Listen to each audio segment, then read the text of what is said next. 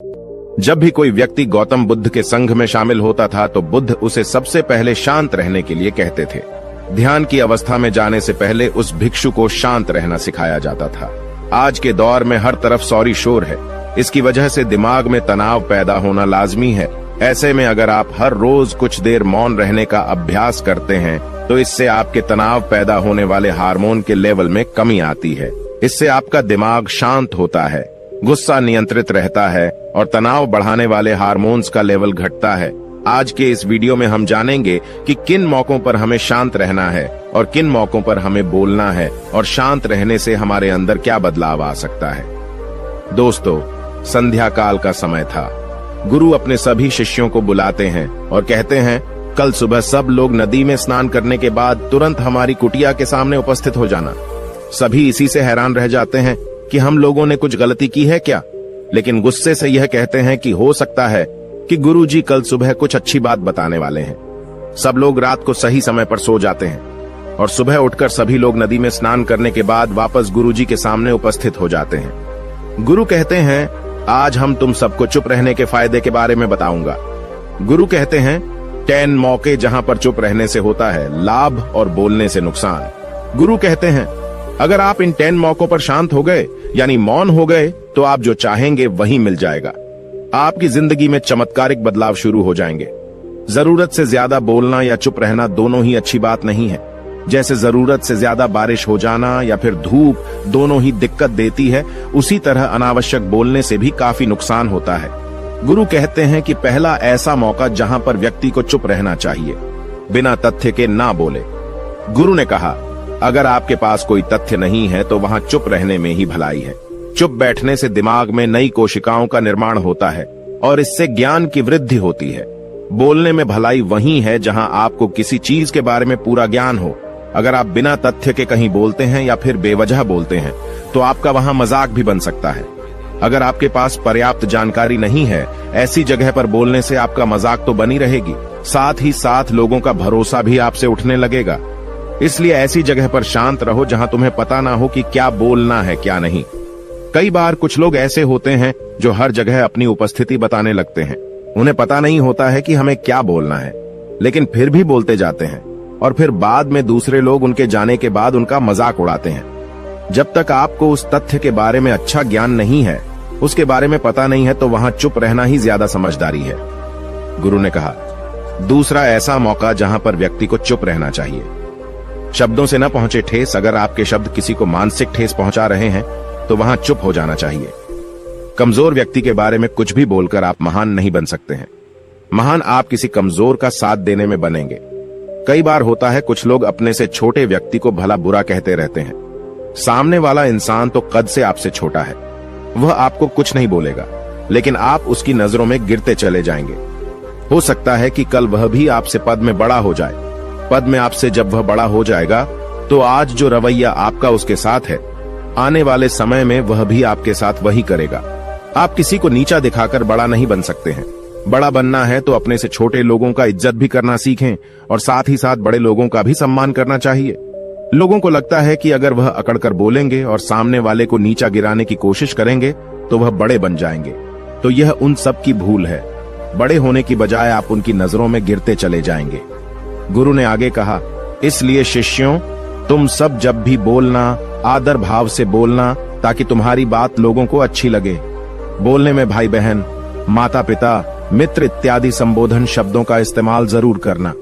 इससे तुम्हारी मान प्रतिष्ठा तो बढ़ेगी ही, साथ ही साथ लोगों की नजरों में तुम समझदार व्यक्ति बनते जाओगे।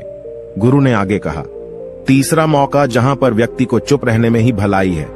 क्रोध या घृणा करने वाले लोग, जब कोई अपना या सगा संबंधी आप पर क्रोध कर रहा हो, आपका अपमान कर रहा हो, तो आपको उस वक्त चुप रहना चाहिए ताकि सामने वाले का गुब्बारा पूरी तरह से फट जाए। आप यदि सही हैं तो उसे कतई माफीनामा गए और चुप रहकर ही सही समय का इंतजार करें। वह खुद आपसे माफी मांग लेगा जब उसे अपनी गलती का एहसास हो जाएगा। गुरु आगे कहते हैं कि अगर आपका कोई सगा संबंधी आप पर क्रोध कर रहा हो और आप उस समय शांत हैं, तो यह आदर सम्मान देने की निशानी होती है। इससे न कोई छोटा होता है और न ही बड़ा। अगर आपको क्रोध आ रहा है तो आप या तो वहां से किसी का अनादर किए बिना चले जाएं या फिर चुप रहें। क्रोध करने से आपके रिश्ते खराब होंगे। क्रोध करने से हमेशा क्रोध करने वाले व्यक्ति का ही बुरा होता है। गुरु आगे कहते हैं कि एक बार की बात है, एक सांप जंगल से भागते हुए किसी राजा के घर में पहुंच गया। लोगों ने छेड़खानी की तो वह बहुत ही गुस्सा हो गया, जिससे घर में जो तलवार पड़ी हुई थी उसी को लपेटकर कसने लगा और धीरे धीरे उसका पूरा शरीर कट गया। ठीक उसी प्रकार हमारा गुस्सा भी हमारे शरीर को तलवार की भांति काटता रहता है। गुस्सा ध्यान से खत्म होता है प्रतिदिन। अगर आप ध्यान की मुद्रा में बैठे हैं तो आपका गुस्सा आपके नियंत्रण में रहेगा। गुरु आगे कहते हैं कि यह तरीका है कि आप प्रतिदिन ध्यान का अभ्यास करें। इससे आपके शरीर में जो हार्मोन्स गुस्से को बढ़ावा देते हैं वह सब तुम्हारे नियंत्रण में रहेंगे, जिससे शरीर गुस्से पर आसानी तुम्हारा से काबू पा लेगा। लेकिन एक तरीका यह भी है कि जब भी आपको गुस्सा आए तो आप यह समझने का प्रयास करो कि क्या मेरा गुस्सा जायज है या नहीं। हमें वहां पर बोलना चाहिए कि नहीं। जब आप खुद इस बात का आकलन लगा पाएंगे तो आपको खुद पता चल जाएगा कि हमें गुस्सा करना चाहिए या नहीं।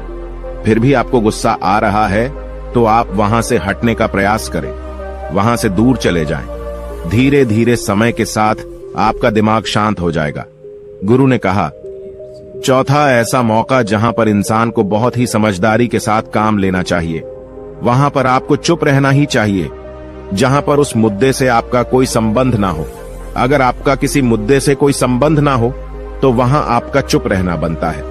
बिना किसी वजह अगर आप दूसरे के मुद्दे पर बोलेंगे तो यह आपके लिए अनिष्टकारी होगा।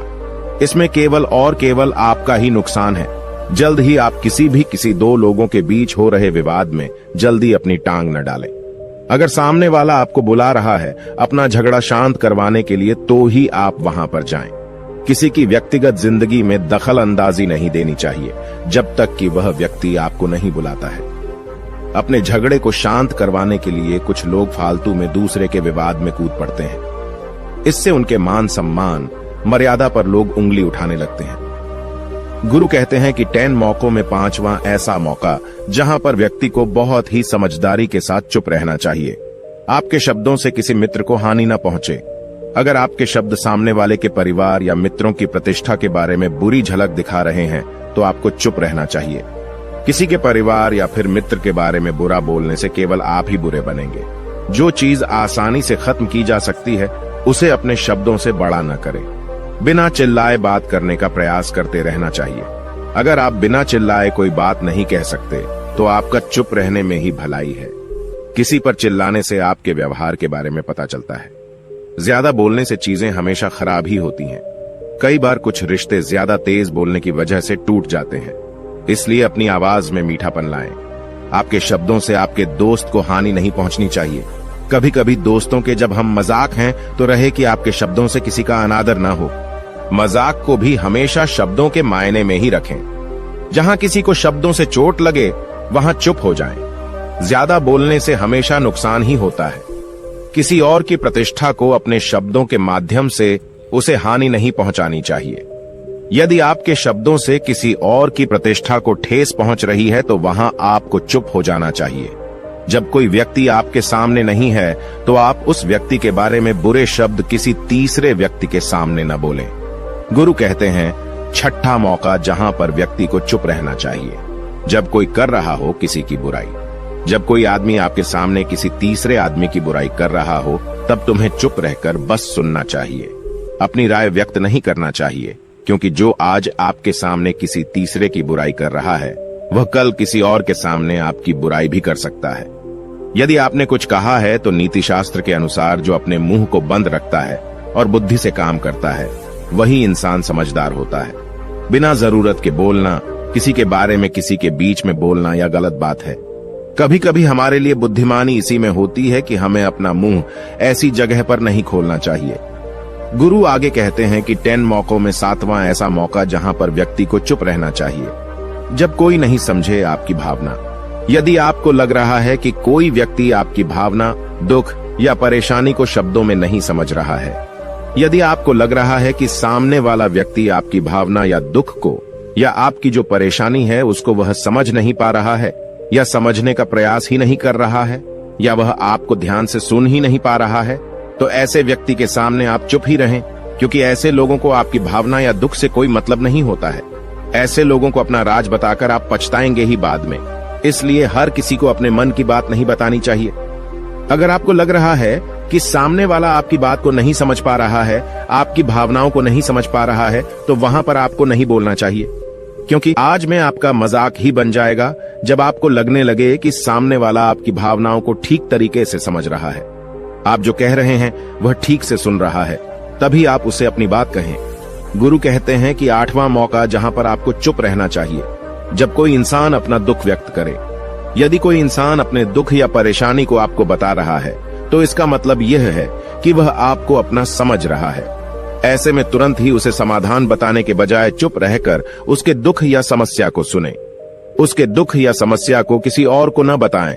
वह इसलिए नहीं बता रहा है कि उसकी समस्याओं का समाधान कर देंगे, बल्कि वह इसलिए भी बता रहा है कि सामने वाला उसकी बात को समझ रहा है। कई बार बताने से दुख कम हो जाते हैं। आपको अपना दुख इसलिए बता रहा होगा कि उसे लग रहा है कि आप उसकी बात को समझ रहे हैं। दुख बांटने से कम हो जाता है। इसलिए जब कोई व्यक्ति अपना दुख आपसे व्यक्त करे, तो आप चुप मारकर उसकी बात को बहुत ही ध्यान से सुने, ताकि उसके दुख कम हो जाएं। उसके मन का बोझ हल्का हो जाए, क्योंकि उसके मन में जो भी बातें थीं, वह आपको सब बता दिया। गुरु आगे कहते हैं कि 10 जगहों में 9 ही ऐसी जगह जहां पर आपको चुप रहना चाहिए। जहां पर दुष्ट प्रकृति के लोग रह रहे हों और गाली गलौज कर रहे हों, तो आप वहां पर मत जाइए। ऐसी जगहों से आप चुपचाप निकल जाएं, अर्थात अपनी प्रतिक्रिया दिए बिना आप वहां से चले जाएं, क्योंकि जिसकी जुबान खराब होती है, जो दुष्ट प्रकृति के लोग होते हैं, उनको आप ऐसे समय में नहीं समझा सकते हैं। जब उनका दिमाग पूरी तरह से शांत हो जाए, तभी वह आपकी बात सुनेंगे। इसलिए जहां पर दुष्ट प्रकृति के लोगों आपकी बात को न मानते हों और न ही सुनते हों, तो आपको वहां पर नहीं बोलना चाहिए। गुरु कहते हैं कि 10 माह ऐसा मौका जहां पर आपको शांत हो जाना चाहिए। अपनी सफलता का राज हर किसी को न बताएं। कई बार होता है कि कुछ लोग जो सफलता को बहुत ही जल्दी अर्जित कर लेते हैं, वे हर जगह अपनी सफलता का ढिंढोरा पीटने लगते हैं। ऐसे में क्या होता है कि कई लोग आपकी सफलता से खुश नहीं होते हैं। अगर आप अपनी सफलता का जबरदस्ती लोगों में ढिंढोरा पिटवा रहे हैं, तो लोगों की नकारात्मक ऊर्जा आपको प्रभावित कर सकती है। जब आप सफल होंगे, तो सबको पता चल जाएगा कि आप सफल हो गए हैं। ढिंढोरा पीटने से नुकसान आपका ही होगा। इतना कहकर गुरु ने कहा, शिष्यों, आज के लिए बस इतना ही। अगर तुम सब मेरी इन 10 बातों को अपने जीवन में अपना लेते हो, तो तुम सब काफी हद तक परेशानियों से बचे रहोगे।